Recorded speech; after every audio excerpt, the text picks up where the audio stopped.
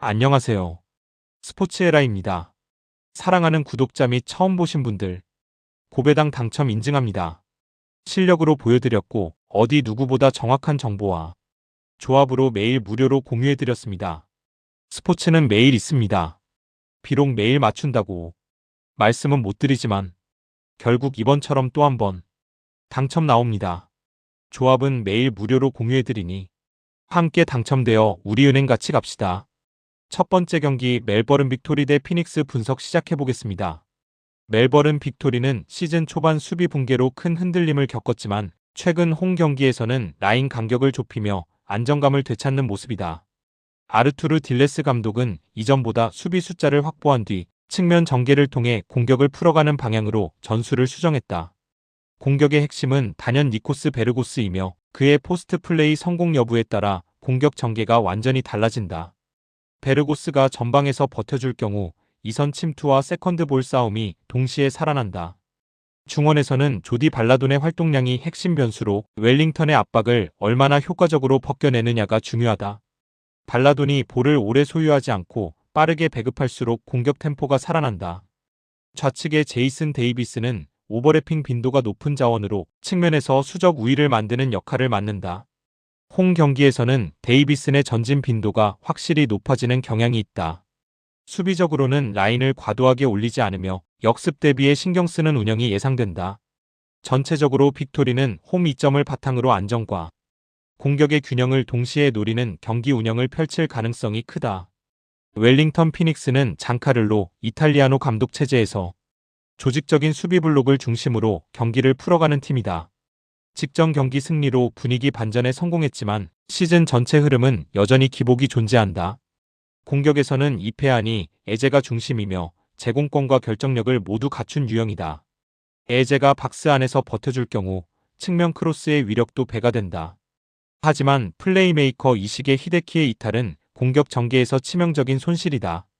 중원에서 패스를 풀어줄 자원이 줄어들며 공격 루트가 단순해질 가능성이 크다. 캡틴 알렉스 루퍼는 수비와 빌드업을 동시에 책임지지만 부담이 과도하다. 골키퍼 조시 올루아에미의 부상 결장은 수비 안정성에 불안을 더한다. 원정에서는 수비 라인을 깊게 내리는 경향이 뚜렷하다. 결국 웰링턴은 실점을 최소화한 뒤 역습 한 방을 노리는 실리적인 접근을 택할 가능성이 높다. 두 팀 모두 수비 안정성을 우선하는 흐름 속에서 중원 주도권 싸움이 핵심이 된다. 웰링턴은 결장자가 많아 경기 운영의 선택지가 제한적이다. 반면 빅토리는 홈에서 공격 전개 속도가 확실히 살아나는 팀이다. 경기 템포가 느려질수록 홈팀 쪽으로 흐름이 기울 가능성이 높다. 결정력 싸움에서 한 골차 승부가 유력하다. 두 번째 경기 고양 소노 대 서울 SK 분석 시작해보겠습니다. 고양 소노는 시즌 내내 극심한 기복에 시달리며 하위권을 벗어나지 못하고 있다. 이정현을 중심으로 한 공격 구조는 분명 위력적이지만 의존도가 지나치게 높다. 외국인 듀오 나이트와 캔바오는 개인 능력은 뛰어나지만 수비 기여도가 일정하지 않다. 공격이 풀리지 않을 경우 볼 흐름이 급격히 단조로워진다. 최근 경기들에서 수비 집중력 저하가 반복되고 있다. 특히 3쿼터 이후 실점 페이스가 급격히 올라가는 문제가 크다. 벤치 자원의 활용도가 낮아 로테이션 운용에도 한계가 있다. 홈 경기에서도 에너지 레벨이 일정하지 않다. 득점은 가능하지만 실점 관리가 되지 않는 구조다. 전반적인 팀 완성도는 아직 중위권과 거리가 있다. 서울 SK는 최근 리그와 EASL을 병행하면서도 안정적인 흐름을 유지 중이다. 자밀 원희는 여전히 리그 최고 수준의 외국인 선수임을 증명하고 있다. 안영준의 활동량과 수비 기여도는 팀 밸런스를 지탱하는 핵심 요소다. 김낙현과 오재현의 외곽 지원도 점점 안정감을 찾고 있다.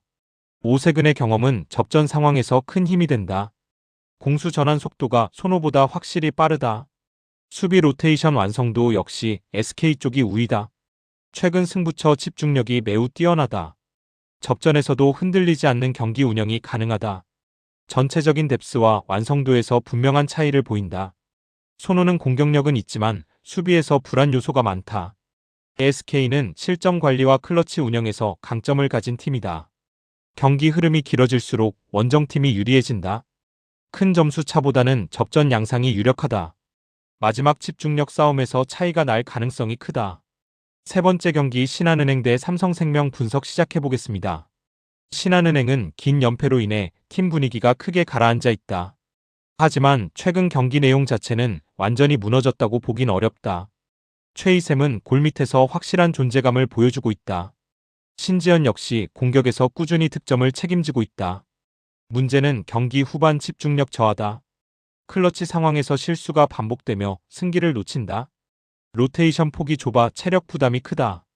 그럼에도 홈 경기에서는 수비 에너지가 상대적으로 살아난다. 리바운드 싸움에서 밀리지 않는 점은 긍정적이다. 분위기 반전을 노릴 수 있는 타이밍이다. 삼성생명은 이해란을 중심으로 공격이 전개된다. 이해란의 득점 비중이 지나치게 높다. 배혜용과 조수아의 기복이 크다. 수비에서는 조직력이 일정하지 않다. 연승 후 패배로 흐름이 다시 꺾였다. 원정 경기에서 슛 성공률 변동폭이 크다. 벤치 자원 활용도 역시 들쭉날쭉하다. 공격 패턴이 단순해질 때가 많다. 접전에서 안정감이 떨어진다.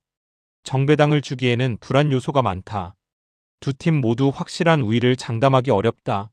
삼성생명은 전력상 근소 우위지만 흐름이 좋지 않다. 신한은행은 홈과 휴식에서 이점을 가진다.